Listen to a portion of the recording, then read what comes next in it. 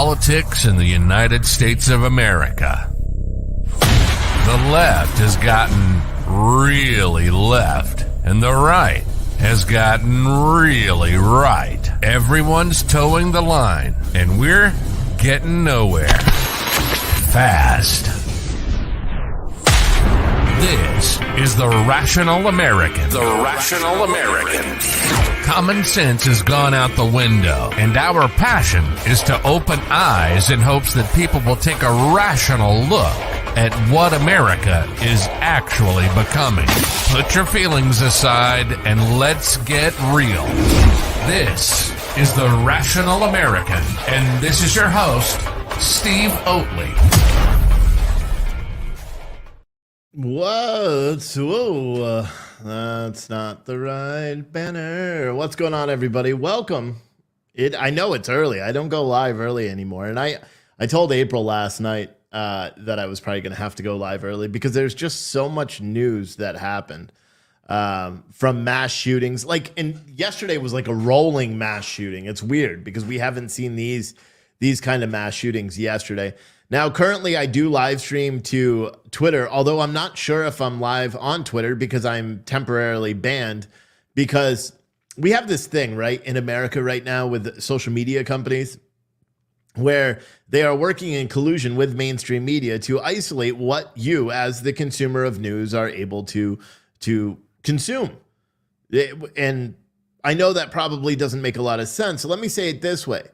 They delete. So, for example, there was a mass shooting yesterday in Memphis, Tennessee. 4 people killed, 3 others injured when a crazy 19-year-old took his semi-automatic handgun or automatic handgun or whatever and drove around just killing random people, carjacking people. It was like a scene from Grand Theft Auto, or the whole night of playing on Grand Theft Auto. He was doing it in real time. And he was also live streaming part of it. So there's video of his killings on social media. But some of the things that are concerning to me when you have mass shootings across the United States is the fact that mainstream media does whatever they can to isolate and control the narrative that you're able to acquire. So while the mass shooting was going on, while the Memphis police department was rapidly tweeting, telling everybody to lock down, I posted a 9-minute video that the shooter was making as he was going around trying to find victims. I posted the entirety of the video in 4 separate tweets on Twitter. It went viral. Over 100,000 views on it, and people wanted to see, especially people that are in Memphis. If you looked at the comments yesterday, because you can't do it now, but if you looked at the comments, there were people in Memphis that are like, they were watching the video using that as an identifier to who this crazed gunman is, and while they were trying to contain him. However, social media has this new policy where they do everything they can to prevent you from keeping yourself safe. They prevent you from understanding why crazy people do crazy things. Facebook, and this is the reason why April downloaded the video really quick, is because Facebook deletes the profiles of these accused killers immediately. That completely deletes them. So any sort of videos, any sort of evidence, any sort of clues as to why someone would be so crazy to go out and kill people is gone.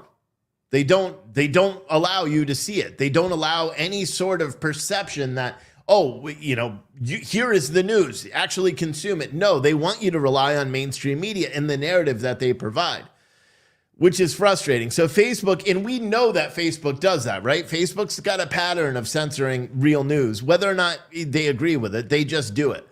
So we knew it was going to happen. We downloaded the video. We uploaded the video to Twitter while there was an active manhunt going on, showing and reflecting that this kid was batshit crazy and was going around killing random people. First, Twitter put a warning on the video and saying that it was graphic, and we had no problem with the warning. We understand that there was a warning. It makes sense because the guy was crazy, But the videos weren't capturing shootings. It was just him rambling about killing people and that he wanted to go and find people and have a shootout with the cops and all this stuff. Very pertinent information when you're looking for a crazed killer.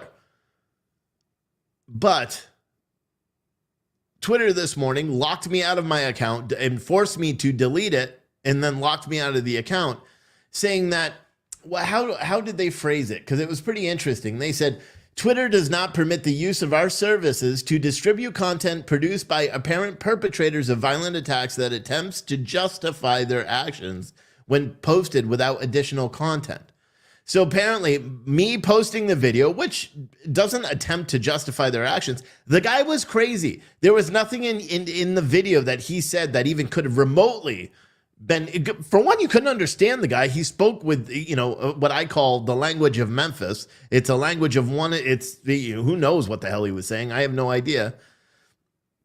But they locked me out of my Twitter account and forced me to delete the video. Not that it's deleted for good, but they forced me to delete the video, and now I'm locked out of the Twitter account, and I am appealing it, and I'm like, listen,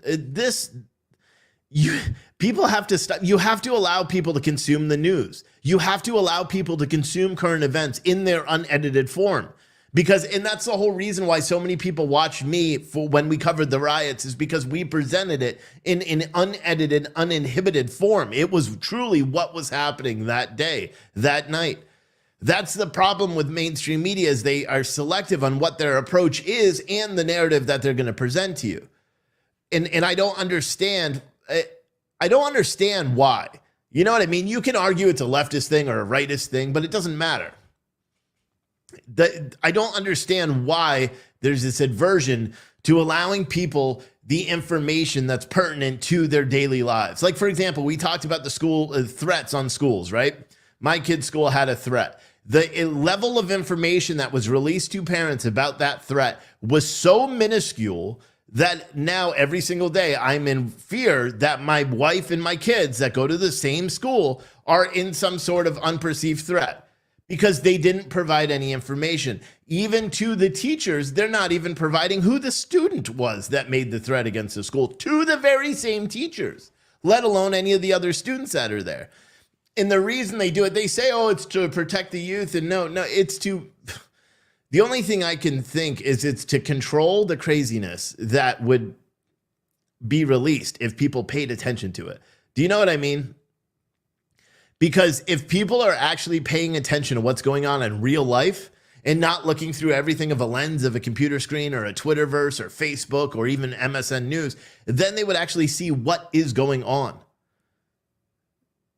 They would see everything that is transpiring in this country through an unobscured lens.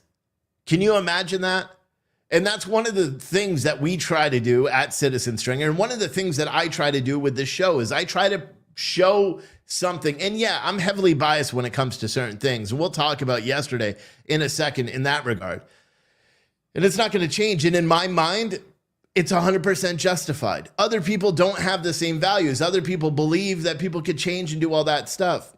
I believe in presenting the news in a way that it leaves you to figure out it leaves you to figure out your position on it. And that is the problem that I have with how news is reported now, because you get, everything's curated. The news is curated, but not for the consumer. It's curated for narratives. It's curated for Democrats, or it's curated for Republicans, or to push a particular agenda. Whereas news used to be, it was presented to you because you are the one that consumes it. You are the one that needs it. And I feel like a big part of it is mainstream media has come to the realization that they don't need to be honest. They don't need to be forthright about their coverage because nobody holds them to account. And how do you hold them to account? I have no idea. But it's frustrating to me. In terms of this Memphis shooting, this kid just went out in a crazed gunman and killed 4 people. This is what we know right now. Memphis Police Chief C.J. Davis confirmed in a press conference Thursday morning just after midnight that 4 people were killed when 19-year-old Ezekiel Kelly allegedly went on a random shooting spree across Memphis. 3 other shooting victims were also injured. Police say Kelly was taken into custody in the area of Ivan Road and Hodge Road in Whitehaven. A shelter-in-place issued for the area has now been listed. According to South Haven police, the Dodge Challenger was stolen out of a Raceway gas station on State Line Road just before 9 p.m. yesterday. The driver of the car recognized Kelly as a suspect, probably from videos and social media posts where they had the suspect's imagery, right? And the clothing he was wearing that day. The video that Twitter deleted was probably, played a role in people tipping off law enforcement where they were. But whatever, Twitter gets to censor whatever they want, and that's fine. Police took Kelly into custody because he crashed, apparently. South Haven police charged Kelly with armed carjacking for that incident. Memphis police first warned people in Memphis to be on the lookout for Kelly around 7 p.m., which is roughly 2.5 hours after the shooting spree began. After a citizen alerted them on Facebook Live that showed him shooting people at random on Wednesday. What MPD didn't know is that Kelly started a shooting rampage well before 7 p.m. Kelly killed his first victim in an overnight shooting, yesterday, on Lindale Ave, yesterday morning at 2:56 a.m. And after taking a lengthy break, he began his mobile mass shooting as early as 4:38 p.m. According to records, there was an active arrest warrant out for Kelly for murder after he killed the 24-year-old man on Lindale Ave. So there was an active warrant for him before he went on the shooting spree, which is crazy. And I mean, here's a guy, and mainstream media is likely going to allow this. And this is what I was talking about too before about curated news. Mainstream media is going to allow this to disappear. They'll talk about it for a day because it's newsworthy, right? But to them, it doesn't fit. It doesn't check those boxes. And let's be honest with you. These are things that people don't like about me, is that I'm honest. He's not a white guy. So that's what, not a check box that mainstream media can shoot. He didn't use an AR-15, another check box that he couldn't use. And that he wasn't a legal gun owner. That's another checkbox that cannot be used in terms of mainstream media reporting. So we know that mainstream media is likely not going to report this for very much longer because of those factors. If this was a white guy using a rifle and he was a legal gun owner, it would be all over the news. CNN, MSNBC would be talking about it nonstop. They'd have all these, people come in talking about how white supremacy is the biggest threat in America, where the problem is that it's not actually. And everyone, all these big, people want to, portray it as the biggest threat in America. The biggest threat in America is people that are unlawfully owning guns and using guns and committing murders. The majority of the murders are committed by people that are unauthorized to carry guns. The majority of the guns that are used in those murders are illegal weapons. Mainstream media pretends like it doesn't exist. For example, here's another one. How many mass shootings do you think there were yesterday across America? There were two. There were this one, which we just talked about in Memphis, and there was another one in Washington, D.C. One person killed, 4 people injured. You're not going to hear about it. Why? Because Washington, D.C. has mass shootings every day. It doesn't fit the narrative. It's not a white guy going and committing the crimes. In Washington, D.C., around 4:30 p.m. yesterday, 2 guys got out of a black vehicle with temp tags and opened fire on a crowd of people, killing one and injuring several others. You're not going to hear, and they got away scot-free. Nobody knows who they are or what they did. And mainstream media won't talk about it because if they did, it would draw it would lead everybody to the conclusion that they're being lied to. It would lead, for example, if mainstream media focused on the sheer amount of mass shootings, so if we look at gunviolencearchive.org, since the 5th, right? So on the 5th, there were 5 mass shootings, and then the 2 yesterday. So between the 5th and the 7th, 48 hours, there were 7 mass shootings across the United States, leaving nearly a dozen injured, nearly a dozen dead, several others injured. Mainstream media has not talked about any of these mass shootings because they don't fit the narrative. Maybe, no, because the other mass shooting wasn't, the other mass shooting that mainstream media did talk about was earlier than that. On September 5th, St. Louis, Missouri, 4 people were injured. Cleveland, Ohio, 1 person killed, 10 people injured. Hartwell, Georgia, 2 people killed, 2 people injured. Kansas City, Missouri, 2 people killed, 2 people injured. Philly, 2 people killed, 4 people injured. And of course, Memphis and Washington. They don't talk about them. Why? Again, because they don't check those boxes. The shooters oftentimes aren't white. And here's a big one I left out before. A lot of the time, if the victims are not white, they don't matter to mainstream media. They don't report it. And I want everyone to understand that the reason why I do this every day, I know there's been a lot of criticism lately and it all has to do with the 1776 restoration movement. I don't care about views. I don't do this show for views. I don't. It's not my driving factor. We don't care whether you send us super chats. We don't care. We make our money with the coffee and all that.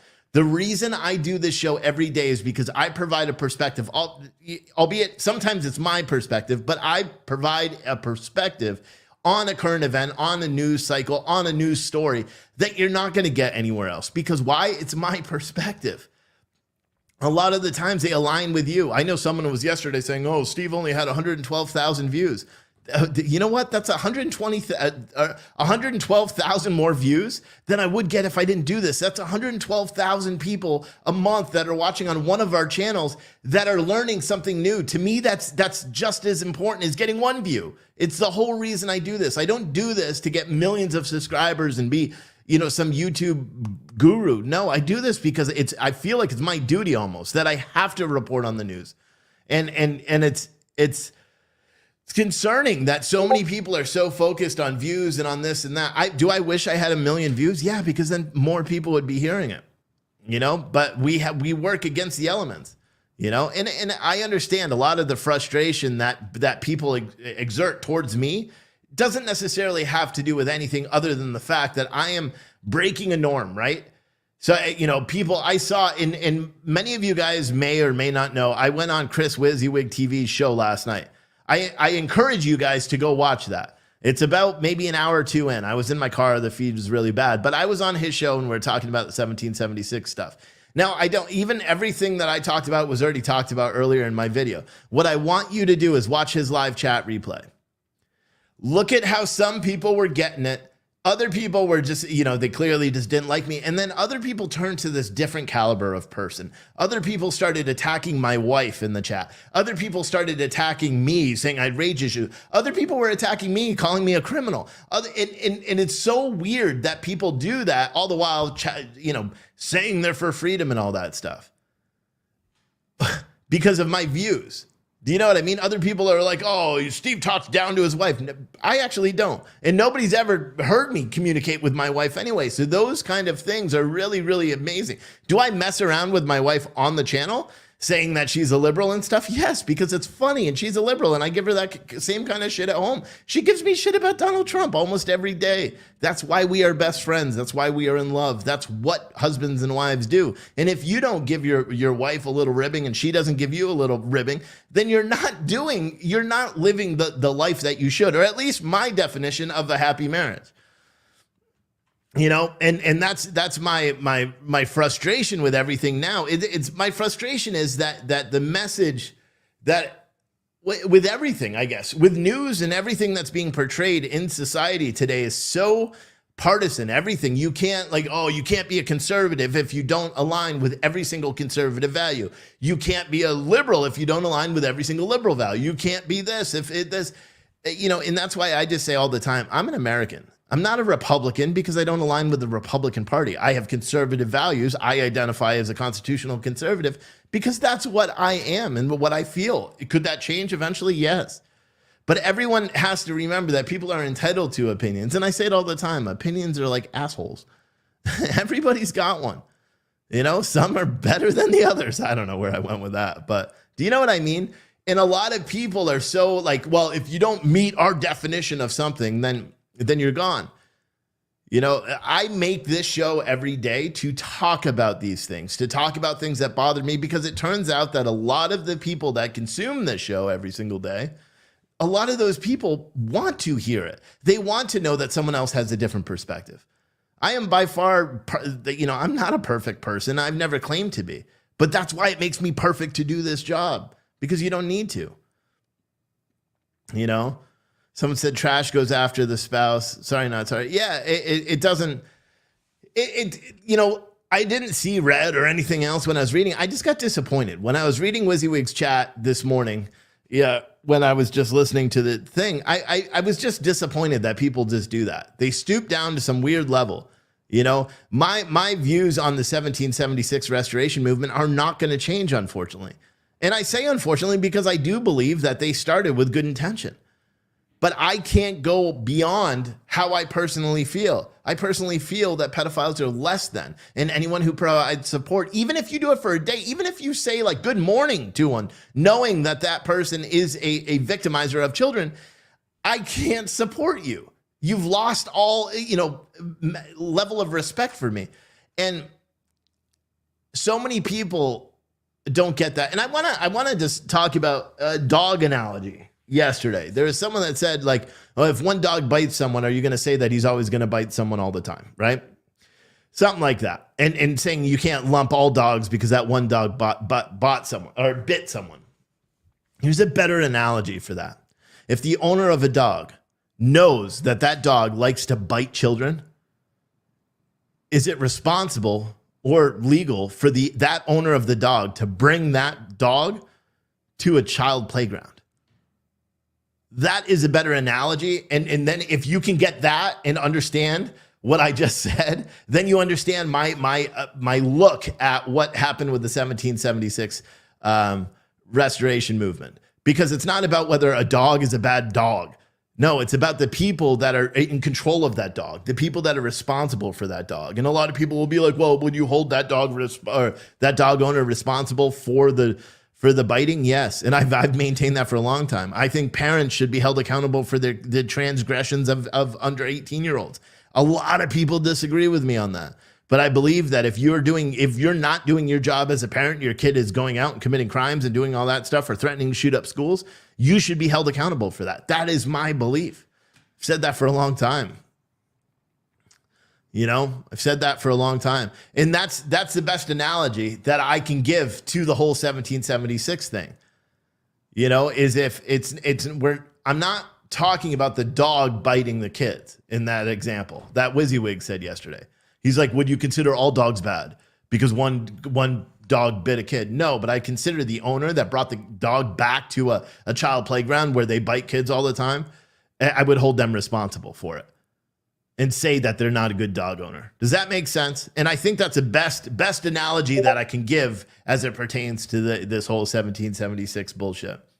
And I saw a lot of other comments, and I'll just address some of the comments, and then we can move on with the 1776 shit forever, because I have no urge to ever talk about it after this again. Something about apparently they're suing people now because you can't talk bad about a business. Good luck to that, because just like I'm a fortunate person. I've really built myself up for a long, long time financially. So if anyone wants to do it, like, you don't want to challenge me in court, because I'll mop the floor with you over it, and especially over protected speech, because it is protected speech. And that's the funniest thing about it all. And I know that they're doing the temporary restraining orders against like all the crazies out there that were doing all that yelling and chanting and doxing and all that stuff. And hey, listen. As far as I'm concerned, they're doing something which is a step below what I would do if I was in the situation. They're allowing the legal system to try to stop that before there's no other choices, and you got to use fists. And so I think it's fine. I think it's fine.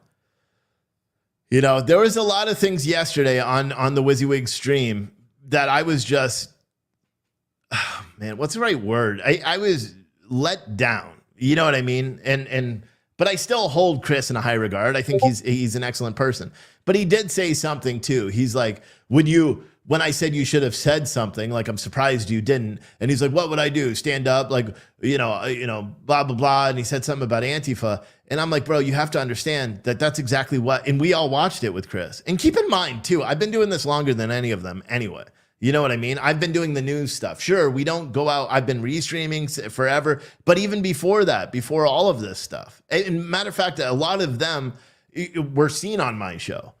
I've always liked Chris. I have nothing against Chris. I just think sometimes, I was trying to think of the word last night. It's almost like an analytical thinking, or when you try to say a statement, what you do, instead of saying the statement or trying to be diplomatic about something to try to see both sides, sometimes people come across as being sympathetic for something, even though they're completely not, but they're trying to be neutral in their perspective, right? In their conversation. And that's a problem. And I've mentioned that to him before, is sometimes people get the wrong impression because, someone said, yeah, dude, all you do is restream. No, I don't actually. Even before I started covering the riots, I was doing live streams every single day for over a year. It was called Freight Broker Live. We talked about trucking and logistics every day. That's what I did. And to be honest, we never had, like, even right now, having 800 live viewers across all platforms right now, not including our own platform, at 10:30 in the morning is great. When I did the Freight Broker Live thing, I did the same show with the same amount of energy, the same persistence for maybe 100 viewers across all platforms, because that's just how it was. It was a segmented industry that we talked about. I don't do this for the views. I do this because we need to. Someone needs to. Someone needs to say what's going on in this country, and that is the reason why I do this. So someone said, "Oh, so trucking good, not the riots. I was down the actual riot, bro." I don't know what that means. Someone said, "I restream on TikTok and people love it. I have no YouTube channel." But someone said, "LOL, really? This is your job now?" Well, when I did the freight thing, it was my job too, actually. See, and there's a lot of people that act like they understand what I do and how long I've been doing this, but they have no idea. When I did the freight thing, when I was doing Freight Broker Live and talking freight every single day, that's what we did. Every day. We had big corporate advertisers that advertised with it and paid for everything. You know what I mean? But it was different because and I'll be honest, I didn't have the same, what's the right word for it?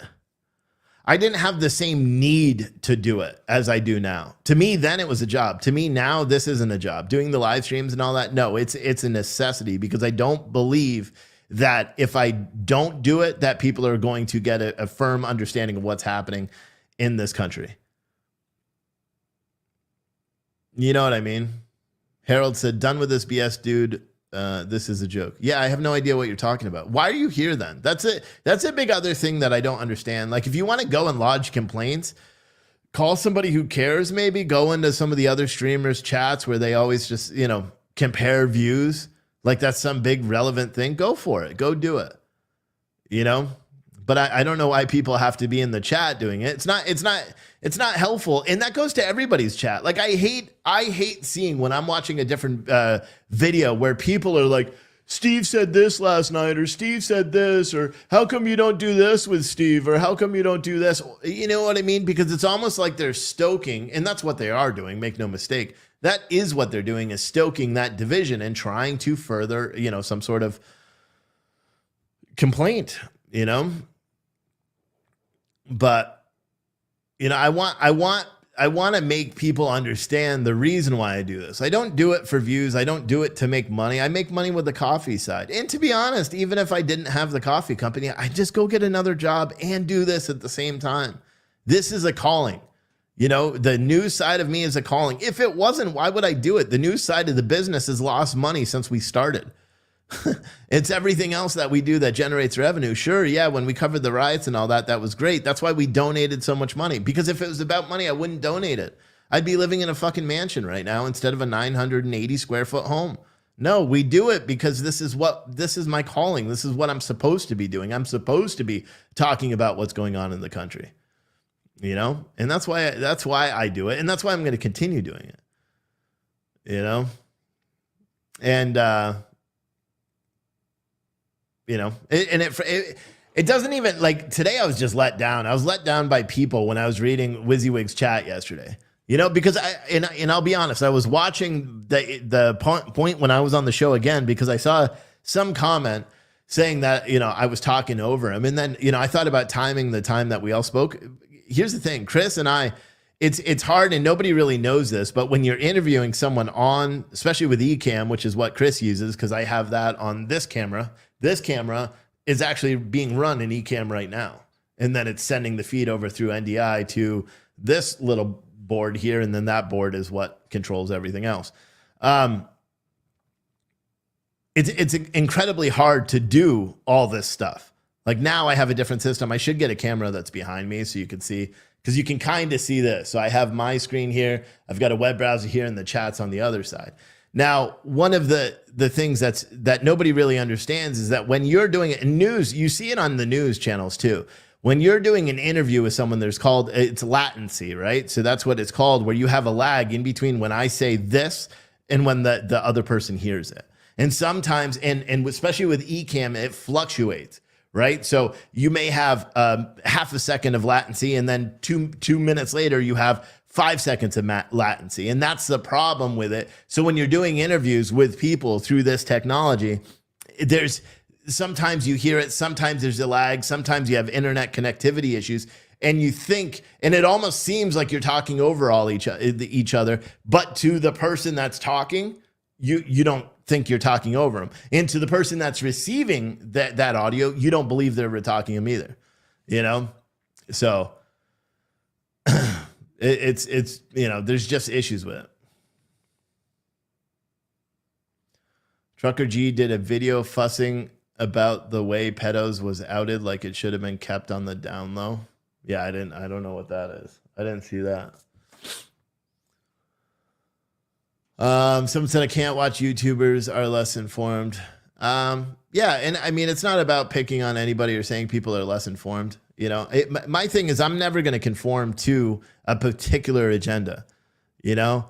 And it's funny how people are like, you got to turn in your conservative card. You're no conservative. Why? Because I don't blindly follow people. I said that last night on Chris's show. I don't blindly follow anyone, nor will I ever.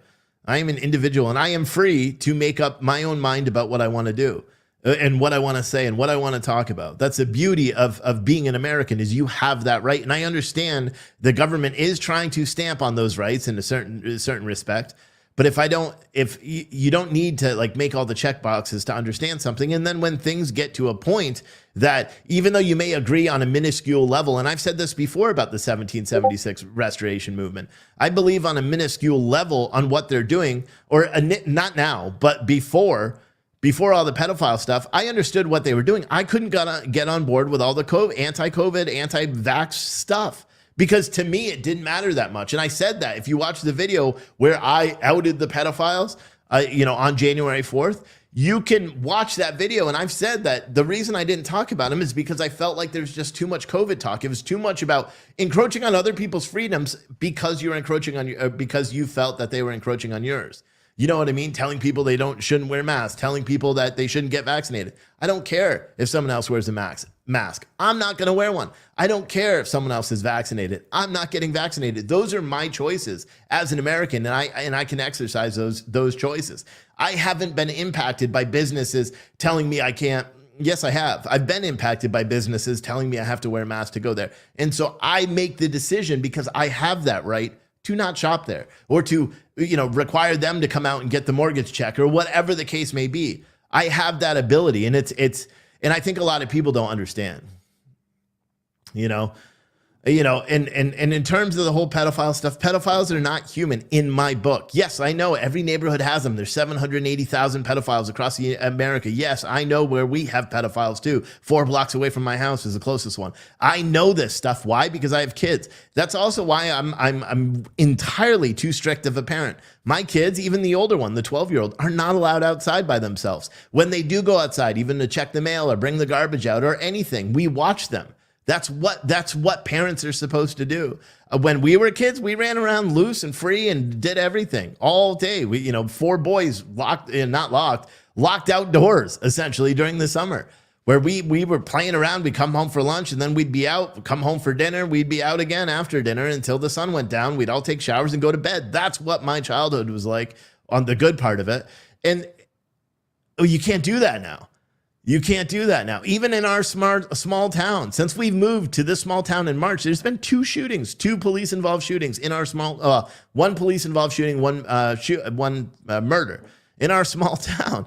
You know what I mean? It's not, there's one neighbor that speeds up and down in his sports car, up and down our street. It's a 15-mile-an-hour street. My kids like to play basketball, ride their bikes in the street. This douche canoe rides it or drives his sports car all the way up and down the street. Luckily, we live on the corner, so he's got to slow down in order to turn. But you go up into the top of the hill, there's burnout marks all over the place. Imagine being a kid there. I probably would have. And here's the problem with me too. And a lot of people are like, "Oh, Steve's just angry all the time."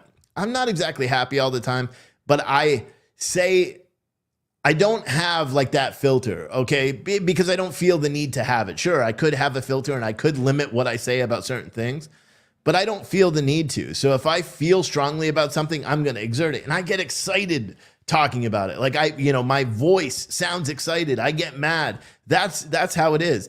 Do I have violent tendencies? And yeah, I'm a big guy and I'm very good with my hands. So yeah, that's just who I am, and people want to say, oh, that's Steve. All Steve talks about is violence or getting violent with people, blah, blah, blah. You know what? That's some people talk shit out. That's not what I do.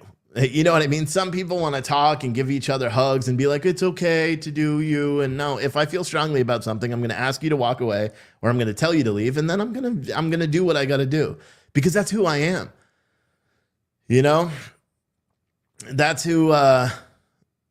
That's who I am, and I don't apologize for that at all. I always talk about the preschool, right? Where my wife was asked by the preschool to have me not pick up my kid in the morning because they all thought I was just a big, angry, scary guy. And every day I'd walk in there and they'd be like, you scare the children, you scare the other parents, because I'm incredibly judgmental. Ask my wife, I am one of the most judgmental people. I look at someone and I make a determination on whether they're a good person before I even talk to them. And it's incredibly hard for me to change that. It's incredibly hard for me to prejudge someone as a bad person and then be like, okay, they're good. No, because I'm always going to be skeptical of them. You know what I mean? And maybe it's just life experience, for me that drives me to that position, but I'll never apologize for it. And I think a lot of people are telling me or insinuating that I need to like apologize for who I am and the way I am. I'm 38 years old, guys. It's not going to change. I am who I am. I'm not a hug it out guy. You cut me off, you're liable to get screamed at. You get out of your car, you're liable to get assaulted. That's who I am. That is my personality. For good and bad, it's who I am. For the life of me, I can't understand. And I said this yesterday too to Chris, because he kept saying, do you understand my point? And I'm like, I'll never understand it. Because for me, I literally think I'm incapable of seeing a different perspective. And maybe it's a fault. Okay. I'll even say that maybe it's a fault. I'm unable to see a different perspective on the 1776 restoration movement than what I currently do.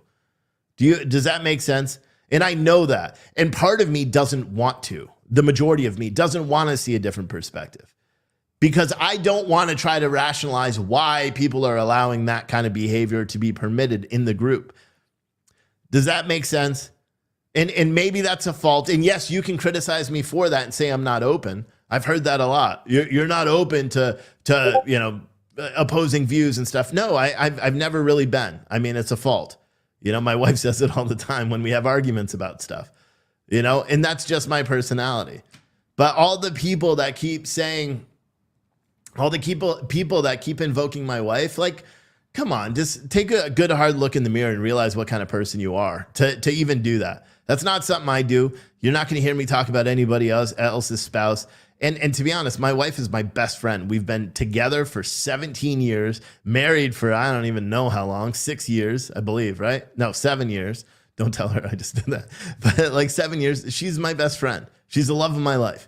You know what I mean? We have our ups and downs and all that stuff, but there's a reason. And trust me, if I was like a verbally or physically abusive, she would either one, kick my ass, or two, she would leave because she is also like super feminist and all that women this, women that stuff, but that's not our personality. And I think all the time it seems like people resort, and this is more for the viewers now. It seems that people resort too much to personal attacks.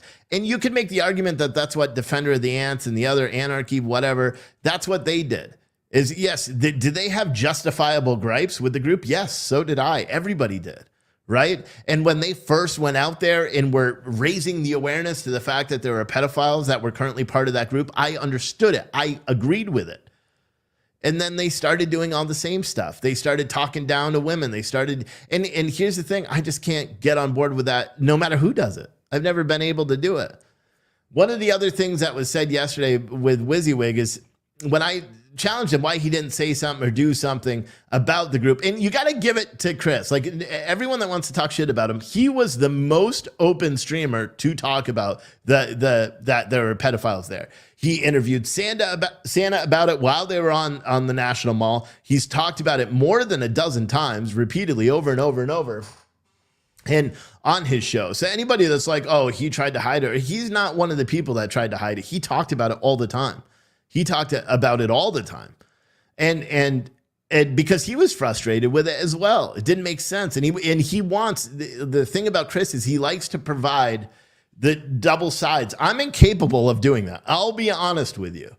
You know, I'm incapable of it. I can't present my view and then an opposing view, because no matter what, in my head, my view trumps the opposing view no matter what. So I can't even try to make that argument. Does that make sense? So I can't even try to make an opposing view argument because and you guys have seen me doing it in the show. I argue with myself and I'm like, wait, no, that doesn't make sense, because I'm not able to do it. Do you know what I mean? But the thing that happened with these groups and the people that went out to this protest, initially they were raising awareness to the fact that pedophiles were there, which I support. I 100% support that. And then everything that happened after that with the crazy name calling and all the bickering back and forth, and these people calling police and these people and the loudspeakers and the music at all hours, all that stuff to disrupt their protest. No, you could have just been there silent with a sign and it would have done more than anything else. But being there, sitting there, being outrageous about it, going to people's homes, whoever did that with Oreo Express, and I don't really like Oreo Express. I always say I don't have anything against Oreo Express. I'm starting not to like him, but he's out there. He's doing a valuable thing. They showed up at his home. You know what I mean? Like stuff like that. But Oreo Express has done the same thing. He's doxed people. He's put all their information out publicly. It seems like, let's be honest, that's why the views. I would have so many more views. Here's the thing, for everybody that wants to criticize me and criticize what I do and my views on a particular thing, don't you think if I conformed, if it was all about views and all about grifting and making money, don't you think if I conformed and followed along with something that I didn't agree with, but still went out there and covered it every single day? You see where I'm going? Obviously, I'd have the views. Obviously, I'd have the same views everyone else is talking about. I'd have tens of thousands of people watching me, doing it. It's not about that to me. It's never been about views or about making as much money. That's why we donated pretty much all of the profit from 2020. It's not about making money. It's about shedding awareness to what's actually going on in this country, whether it's a specific topic, whether it's news articles. That's why we do this. And that's why we do this. And in terms of like Oreo Express telling people, I don't care. That's all BS fascist bullshit. And they're like, oh, it's fascism to try to censor someone else's voice while you dox them and try to censor their voice.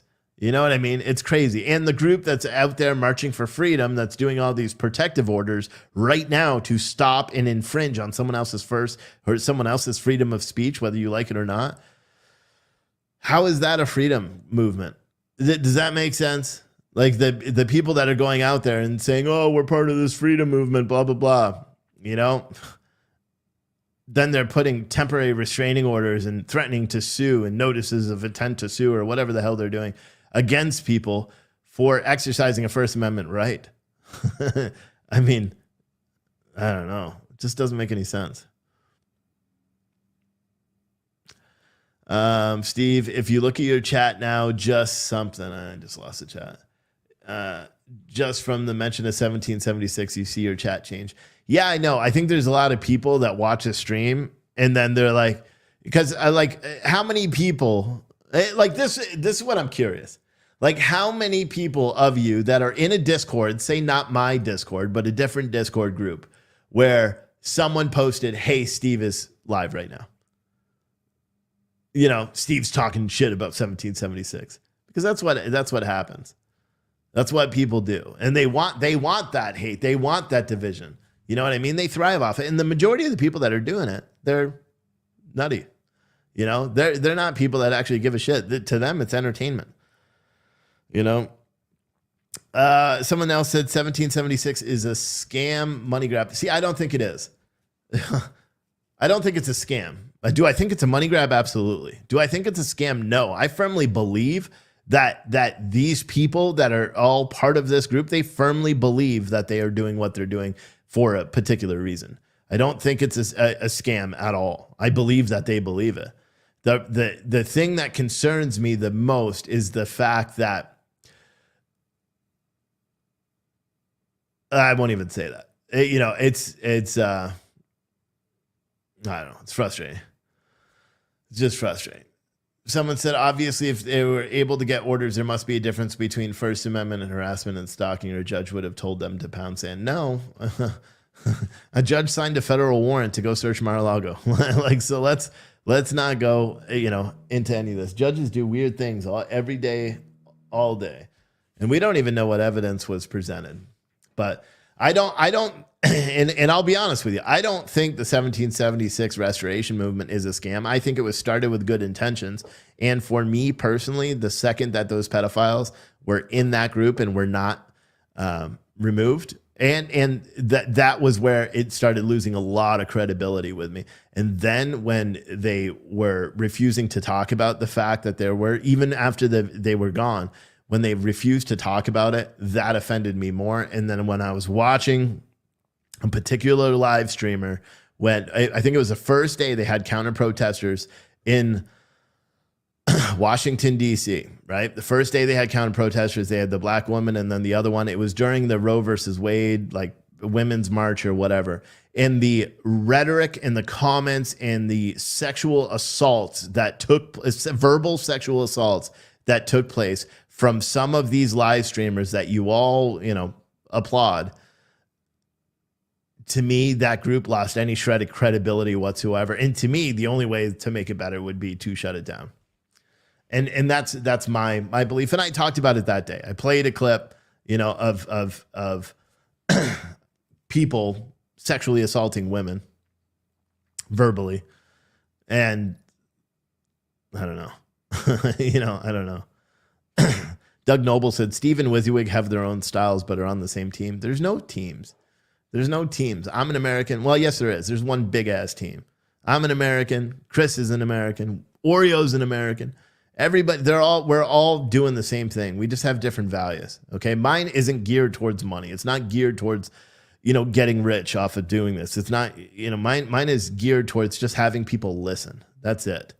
That's all I want people to do is listen. You can disagree and do all that. Someone said, Steve, did you send them? Send who? Shirts and money. Who's that? Who's that? I'll be honest. The last money I sent to anybody actually, I don't believe I sent any money to any streamers or anybody. The last money I sent to anybody, ironically, was Oreo Express. I sent him $100 when he was in Fresno, California at some protest. That is the last bit of money, because many of you guys know I send streamers money, especially if we're using their footage. I pay for it, and the last bit of money I've paid to any streamer whatsoever was Oreo Express. Ironic, huh? It was $100. But no, I've never sent money to any of the leftist people that are out there, if that's what you're talking about. or not leftists, but the people that don't reflect, a good version of America, right? So the Anarchy Princess, the Defender of Ants, they are not doing a service. They're doing a disservice, not just to the movement, but to because this is the way I kind of view things sometimes. Imagine an outsider looking in, someone from a different country that's looking in, trying to decide if Americans are good people, right? Do you think that Defender of the Ants or Anarchy Princess or Oreo Express or Santa or myself or WYSIWYG are a good representation, or let's go this way, not even good, an accurate representation on an isolated level, whether they are an accurate representation of what American values are? Because I'll be honest with you, I don't even think I am a good representation of what American values are. Because for one, I'm a hothead. I already know that. And to me, an American is supposed to be calm, cool, and collective. I am not any of those things. I am cool as shit, though. But you know what I mean? I can honestly say, like, if you look with an outside lens in, if you look at like Defender of the Ants or Oreo Express or the Anarchy Princess or any of the other ones that were out there jibber jabbering back and forth, that's one of my major reservations to this whole thing is they're making everyone else look bad. You know what I mean? And I said that about the People's Convoy too, when they were sitting there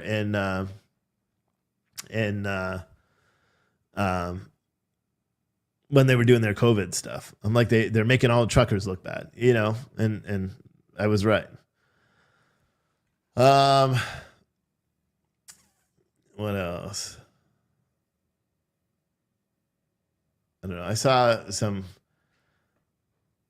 someone said Defender of the Ants never got shirts from them, and they asked, what, the Oreo Express shirts? No, I don't send free shirts out anyway to anybody because the shirts cost me money. I'm not sending a Defender of the Ant shirts. If people bought shirts, I can't. Like Eddie bought a shirt. I didn't send him a shirt. He bought a shirt. I don't. I'm not sending. I think I got emails from him, but you can ask Defender of the Ants. You can ask all the other people. I don't reply to the emails. Actually, ask any of my viewers that have sent me emails. I very rarely reply. And if you send it to the social email, if it does, negate a response, right? Wrong word there. But if it does justify a response, April will typically be the one to answer, not me. Why? I'm too fucking busy. I try to run a company. But I'm certainly not going to send stuff for free. Do you know what I mean? Especially not to people people I disagree with. I disagree on what they're doing. Justin Zhang on Twitch said, holy ads on the site. Yeah, you're going to have ads. That's how we make money on Twitch. Pluck the Patriarchy said, Steve, as a journalist, why aren't you digging into the truth? What was TPC really about? Who funded it? Who really controls 1776 restoration movement? Why are you looking deeper than the crazies on the street? Because I don't have any interest in reporting on it further. Does that make sense? So, like, who really controls the 1776 restoration movement? I have no idea. That group shouldn't even be in existence. And now it's not even a movement anymore. It's a business. We heard Santa say that several times on Oreo Express's feed last night. It's not a movement. It's not a protest. It's a business. And that's how they're going to treat it. And I'll be honest, I did get a little, what's the right word? Annoyed. Because, they were talking about expanding into different states. And I just can't get by the fact that they allowed pedophiles in there. I can't. I know maybe it's a downfall. Maybe it's a big fault of mine.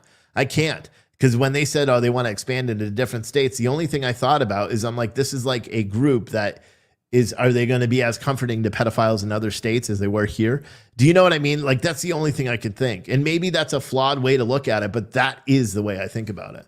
But in terms of looking into the People's Convoy and all that, I'm not going to be able to find out anything else. Everyone's like, oh, yeah, I saw people on WYSIWYG's chat yesterday asking for the 990. The people that are asking for the 990 are stupid and don't understand that you're not going to file a 990 until next year, till the fiscal year is over, which is in April. That's when everybody has to file. And yes, we are probably not going to see any accurate reporting from the People's Convoy when it was funneled through some other nonprofit.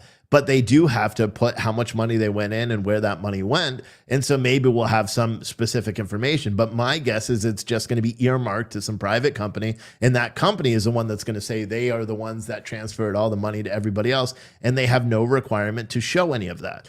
So everyone that's like, oh, get the American blah, blah, the nonprofit that was behind the TPC stuff, get their 990. You're not going to get their 990. They file it once a year. And to be honest, I don't think they've ever filed. Because I did look up all their 990 and stuff. As soon as I heard about the money issues back then, I did look into the nonprofit that was there. I looked into who's affiliated with the nonprofit and all that stuff. But I have no urge to really talk about it too much. Sally bought a shirt and loves it. Thank you. DOA first started on what was going on with the Trucker Allied Association. He was upset with Freedom Outlaws' plan to do to TPC. You see, and that's like little shit. Like this is like, it's like a really bad soap opera from the weekend, like that you would watch at 12 o'clock on CBS. Like that's what this is to some people. And I understand that. I understand there's some people that watch this every day and that really are not vested. They pretend as fuck they are, and they'll send emails and they'll try to like rile up groups of people, but that's not, they don't really care. They probably sit down at dinner with their families and they're like, yeah, so what do you do today, honey? Oh, I just trolled these people on social media, started some arguments back and forth, cleaned the house, vacuumed, put away the laundry. That's what they do. That's what I know that's what a lot of people do. I mean, shit, there's 759 people across social media watching this now. Why? Why? It's a Thursday afternoon or Thursday morning at 10:56 in the morning. You know what I mean? It is what it is. Just so everyone knows, one of the reasons I'm doing a show earlier today and not later today is because I'm departing for Freedom Fest tomorrow morning. So I already did 2 runs back to the store this morning. Next, I got to go home, get the motorhome, bring it back here, try to back it into the warehouse the best that I can so I'm not blocking the driveway, and then load up all the coffee and the shirts and all that stuff. And then I'm going to try to wash it, even though it's raining. Because on motorhomes, how they get like a white film when they get dirty on like a light colored motorhome? They get like a light dirty film. Mine has it on it. And I realized I've never washed it. We bought it over a year ago and I've never washed it. So I'm going to try to wash it so it gets a nice shine back to it before I get out there. I'm not bringing the big trailer. I say that, but I don't know. Because if I have to go home and try to find the key to the trailer, I think it's in the back of the car that got wrecked by the deer in the trunk. So, but I need tables out of there. So if I have to go and get the motorhome to move the trailer out so I can go through the back of the trailer, I'm just going to take the trailer with me because it's such a pain in the ass to back into the spot it's in. It's hard to do with one person. Dan, a truck driver, said he gave 2 Fs about TPC after I met with them in Indiana. Yeah. I mean, you got a thing. Someone said, Steve, soap will not take off the film. You have to buy a cleaner from the RV shop. Yeah, we have one. That's where I was going to go. Just stop at a Blue Beacon. Yeah. Isn't that rough though when they do it? Where is the Freedom Rally being held? I think it's Morning View, Kentucky. I want to say, Morning View, Kentucky, Saturday. We'll be there. We got a bunch of shirts. We're not going to be live streaming. They didn't want live streams. I will be doing a show tomorrow night from my motorhome, and hopefully I'll be there in time. But even if I'm not, I'm just going to stop. Some of the speakers include Eric Trump, Candace Owens, Eric Dieters, Kimberly Guilfoyle, Seth Dillon, Jim Renassi, Dr. Dan Stock, Keith Keschel, and Dr. Doug Frank. Those are just some of the people that are going to be out there. And so we are going to go and we'll be out there and it should be fun. And I encourage any of you guys, if you're anywhere near Morning View, Kentucky, which is someone said it's by Cincinnati. If you're anywhere near there, just come on out, have a cup of coffee, drink some coffee, buy a shirt. We're going to have different shirts there. We'll have all of our bags of coffee will be there as well. Come out, support us if you can. And then I'm driving back on Sunday. And then next week, there's a Trump rally. And I think it's next week in Columbus or Cincinnati or somewhere. And we'll be going there. Frederick Baldwin said, can I stream it, Steve? No, I already asked and they didn't want me to stream it. So they don't want it broadcasted for some reason, which I don't really understand. And maybe I'll talk about that more, but I don't want to. My guess is that they're going to put it out on their own, or maybe I don't even think they're streaming because I asked them if they were too, so I could share it on our platforms. So, but I will make videos and do different things as we go. But my primary purpose of going there is to just be there. Maybe sell some coffee, the coffee bags. We're giving away free cups of coffee to everybody. So it'll be fun. And I'm excited about it. And then the Trump rally, I'm going to go out to as well. I forgot where. It's in Ohio somewhere. We'll be going out there next Saturday, I believe. No, is it next Saturday or Friday? I don't even remember. Here, let me tell you, because that's a determining of when I have to go. So Donald Trump's got a rally in Youngstown, Ohio next Saturday, September 17th at 7 p.m. So my plan is to go out there. It's in an arena, apparently. So we'll be set up somewhere, wherever we can. Just do some coffee giveaway or give away some coffee and all that stuff. Someone said, wow, you talk bad to me. I'm a strong red Texas loving patriot, a digital warrior. You made me out as old maid. See, it's really hard when I see this stuff because I have no idea who you're talking about. So I don't know if you're saying I'm talking bad to you. Oh, and that's another thing. I saw a lot of complaints that I'm mean to my viewers, right? And that I criticize my viewers. Okay. I am rough. I'm not the nicest person. I've already said that. You know what I mean? And I hold my viewers to a higher standard too. You know what I mean? I hold my viewers to a higher standard. So if you're going to be in the chat watching me, whether you agree or disagree, and then you say something stupid, you have to understand that I'm likely going to jump down your throat. And if you don't like it, you probably shouldn't watch. You know what I mean? Because there's a lot of things I do that people don't like. Like, for example, this. Looking out there, feel so sad. You never and when you believe, tell me where the girls at? Where the girls at? Where the girls at?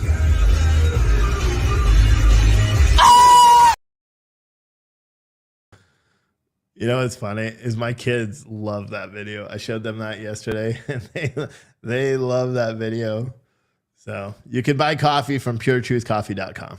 Puretruthcoffee.com. You can buy coffee, or if you want, you know, and keep in mind too, if you buy a bag of coffee, you buy a mega box. Our mega boxes are awesome. They have 3 t-shirts inside, a custom hoodie. All the t-shirts are custom as well. We print them all ourselves. Custom piece of drinkware, a mug typically that I print myself, all of that stuff. 2 bags of coffee plus what else? Everything. You can do that and you get a double entry. We're doing a huge giveaway. This is one of the things too I like to do every month. Like I think in the month of September, we gave away 8 flat screen TVs. And so I chilled out on that because I spent too much money. So what we're doing this month is all of the purchases that people are making from a couple of weeks ago all the way through October 1st will qualify you for an entry. So each individual purchase will be an entry into our mega Key West trip for 2 giveaway. So on October 1st, we're going to do a drawing, and one lucky person who's ordered something from our store or sent in the postcard and followed the instructions for a free entry will be entered into a chance to win a free trip for 2 to Key West, Florida at a time in the future. So, and you get a double entry if you order our mega box, which we are going to ship just after that giveaway. So if you order a mega box now, which is $135 plus shipping, you end up getting 2 entries into the giveaway as well. So that's pretty cool. Matter of fact, I'll even up that right now. And so you're going to have to change this, April, for your link. I'm going to do 4 entries. 4 entries for everybody who purchases the mega box from our site. 4 entries. And you can find it by going to puretruthcoffee.com, look up at the top, and you will see where it says mega box. Click on it, order it, and you will get 4 entries into our Key West giveaway. And that's backdated too. Anyone who's ordered in October mega box, you have 4 entries. And you can order more than one too. So like if you have, a different size that you want to order, you can do that as well. All right. So this is the schedule for the rest of the day on Citizen Stringer TV, which is our streaming network. We are going to play the Pizza and Tilly morning show again after, and then I'll likely just play this video again after that. So what time is it now? It's 11. So Santilli will run till 1-ish, and my show this show again will kick on around whatever time I said. I forgot. Then Santilli comes back at 6. I will not be live tonight, so I will likely replay this live at 8, and then we will be running the riots from which one? September 8th. You guys want to see that? Should I show the promo for our riot coverage from September 8th, 2020, or have you guys already seen it? Because I think it was released on social media. Someone said, can you get a refund if you don't like the mega bucks? Yeah, we do refunds. We give you a little shit though. You know what I mean? So, I may challenge you a little bit, especially if you try to say you didn't like it when I'm live on the air and I check my email or something. Like, who was it? Carol or someone did it. They're like, oh, you sent a box that had all Pure Truth coffee stuff in it. I don't want any of this stuff. I'm never going to wear it. I want my money back. And I'm like, okay, asshole. And then I gave everyone a 10% discount for everybody that uses her name as the discount. Sherry, that's what it was. But yeah. Someone said, isn't it true that Oreo docks Freedom Squirrel's home on the way out of town? If someone were to drive to California and docks Oreo's home, how is that any different? What's good for the goose? I don't believe in doxing at all for anybody. Do you know what I mean? I don't. And I've never done it to even the worst people ever. Because think about it. All these Antifa protesters and all these Antifa streamers, we had their names, we had their addresses, we had their workplaces, their employers, or their parents' names and addresses. We had all that. We didn't dox any of them. It's just not, you are less than if you dox someone's personal information and put it out online. I don't give a shit whether you say you're doing it you're on the right or left. Anybody who does it sucks. Oreo did it. He sucks.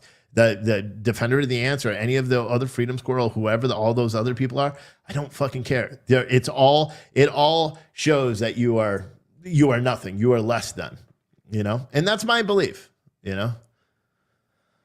And do I regret being the first one to publicly out the pedophiles in the 1776 restoration movement? No. And I would do it again 100%. And I'm glad that it got the attention that it needed to. I just wish that it never was even something, because someone asked me that too. Do I regret doing it? No, because, your actions killed the 1776 restoration movement. I got that email yesterday. Someone calling me a scumbag because I was the first one to mention it on a national scale, and that's why Defender of the Ants and all these other people went out there. I don't regret it. You know what I mean? We call out people. It doesn't matter. We call everybody. Who is talking about people that have died? Someone is like, I don't think she actually died. Someone else is saying she's not dead. She's under medical supervision. Who are you talking about? Oh, Queen Elizabeth? Oh, really? When was that? This morning?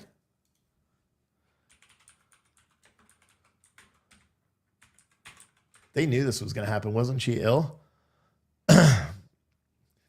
Queen is under medical observation at Balmoral with Prince Charles and other senior royals at her side.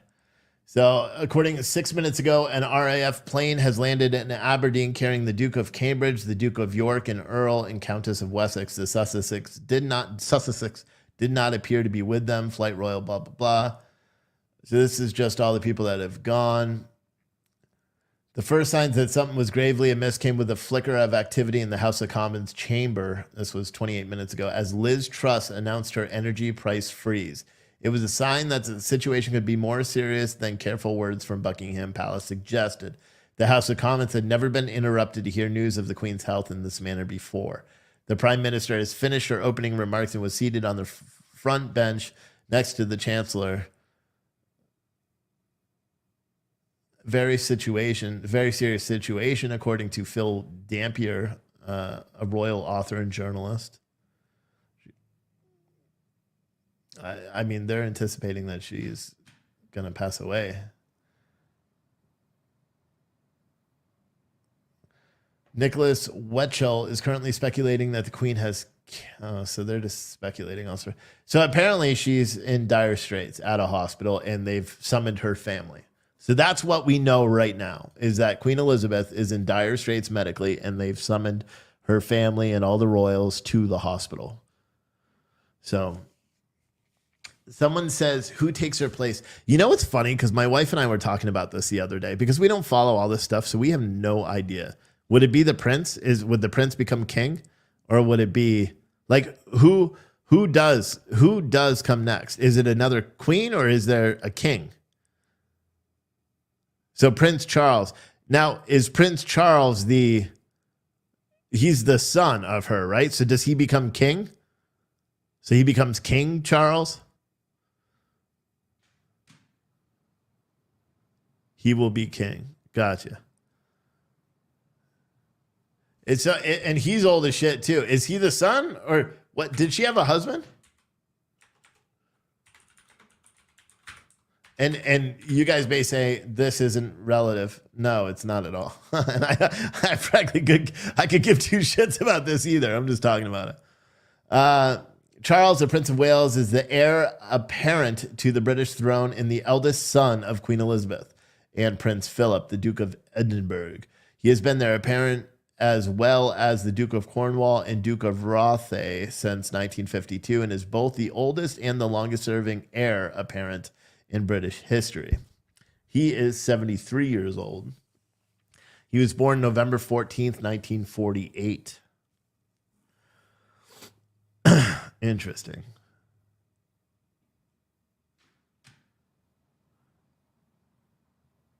Interesting. So, just reading another one that says who follows. Queen Elizabeth doctors have said they are concerned for Her Majesty's health. The palace declined to provide any further details to the Associated Press. She's been getting ill for several weeks. She postponed a meeting yesterday with senior government advisors known as the Privy Council. She decided to skip the Braemar gathering of popular Highland games. Yeah, and that made national news. I remember they were talking about that she skipped the games there, the Highland games. With Queen Elizabeth's death, Prince Charles would become king, and his wife Camilla, formerly the Duchess of Cornwall, will become the queen consort, a request made by Queen Elizabeth. Charles was previously married to the late Princess Diana. Apparently, the Queen said, it is my sincere wish that when the time comes, Camilla will be known as the Queen's consort as she continues her own loyal service. And that was on the eve of the 70th anniversary of her accession to the British throne. Fucking A. She's been there for a long time. After Charles, the line of succession turns to his older son, Prince William, followed by Will and Duchess Kate's children. So Prince William, the Duke of Cambridge, who is Charles and Diana's firstborn son. Then Prince George of Cambridge, Will and Kate's firstborn son. And then Princess Charlotte of Cambridge, and then Prince Louis of Cambridge. So nobody. Yeah, that's weird. There. Now you guys know. I don't even know what any of that shit means, to be honest. But there you go. Anyway, so that's going to do it. The next time you see me live will be tomorrow night, 9 p.m. Eastern time, or 8 or 9 p.m. I'll send out a tweet if I'm unbanned on Twitter by then to let everybody know what time I'll be live. But that'll be live from the motorhome. We will be in Kentucky tomorrow. We'll be doing all the coffee giveaways. They say the event starts at 1. I don't know what time they want people to start arriving. And it starts at 1 on Saturday. So I'm going to have coffee made pretty early. You know what I mean? Because in the afternoon, I want to relax. I didn't want to sling coffee and shirts all day. You know what I mean? I wanted to relax and enjoy the speeches and the music and the fireworks and all that stuff. So, but yeah. And today's good. I'm going to put a tap right now on, I'm going to put a cork in it for the 1776 stuff.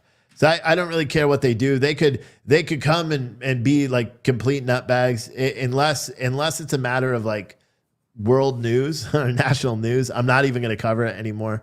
All the other streamers, like if you want to talk about me, go for it. If you don't, feel free to keep my name out of your mouth. And just do you. Like be out there doing you. Because ultimately, and everyone's equally important, even if I disalign with your values. You're all fucking crucial to seeing what's going on in the country because everyone has their own perspectives. I sit here in the comfort of an office and talk about politics and in life. Other people go out and stir up politics and talk about politics in life. I mean, it's the same thing. We're doing a different service and some people like it, some people don't. But I respect everybody for the hustle out there. I don't respect people. Respect is earned. So I respect them for that hustle, but I don't respect people in terms of being patriotic. That's not Yeah, they're fake. You know what I mean? But anyway, so with that said, I appreciate all you guys for watching. Tomorrow we will have a big show all about news. All right. And it will be remote, so it should be fun. Hopefully there's internet.